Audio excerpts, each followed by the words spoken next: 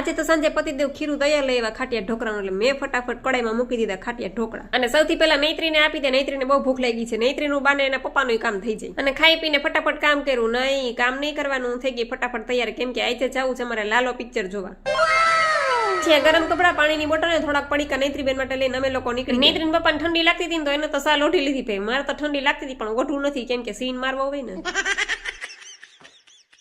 અને આ જો અમારું ગાંડું ધરા ઢીંગલી ભેગી લીધી, નો કપડા બદલાવ્યા કે નો સ્વેટર પહેર્યું. તો ફાઇનલી અમે લોકો પહોંચી ગયા છીએ. અને સૌથી પહેલા મેં જાતા વેત લાલાનું પોસ્ટર ગોઠતું, કેમ કે ત્યાં ફોટા અને વિડીયો ને સેલ્ફી લેવી પડે. બાકી બધાને ખબર કેમ પડે, સ્ટેટસમાં મૂકવા હોય ફોટા ને વિડીયો. અને જો આ ઢીંગલી તો નાનકડો લાલો હાથમાં લઈને લાલો જોવા આવી. અને હજી તો ભાઈ કોઈ આવ્યા નથી થિયેટરમાં. અમે ઝરક પદુડા થઈને હવની મોરચા મંડાઈ.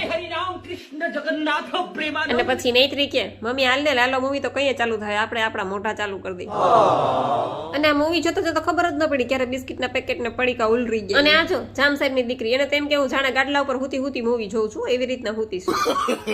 ઇન્ટરવલ પડી ગયો, બધા નીકળી ગયા બાયણે. અને આ કેવું કા ઇન્ટરવલમાં બધાને પોપકોર્ન તો લેવા જ પડે. કોઈએ પોપકોર્ન લીધા, કોઈએ કોલ્ડ ડ્રિંક લીધું, કોઈએ પફ લીધા. અને લાલો મૂવીમાં તો મને છે ને આખા જુનાગઢના દર્શન થઈ ગયા, બિલખાના દર્શન થઈ ગયા, દ્વારકાના દર્શન થઈ ગયા. ભાઈ અહીંયા જેતપુરમાં બેઠા બેઠા હો ભાઈ. અને ખરેખર બહુ સારું મૂવી છે. ઘણા વર્ષો પછી આવું મૂવી આવ્યું છે કે આપણે પરિવાર સાથે ભેગા બેસીને જોઈ શકીએ. અને લાસ્ટમાં છેલ્લે આપણા ગુજરાતીઓને શું જોઈએ કે ભાઈ છેલ્લે લાસ્ટમાં જે દ્વારિકાનું નાથ ગીત મીકું છે એમાં તો બધા જગ્યાએ ઉભા બધા નાચતા હતા. પછી અમે તો જગ્યાએ નહીં, અમે તો આગળ જ બેઠા હતા, એટલે સીધા વયા ગયા આગળ ફ્રન્ટમાં. અને ભાઈ છેલ્લે ગુજરાતીઓ ગરબા ન કરે તો બીજું કોણ કરે.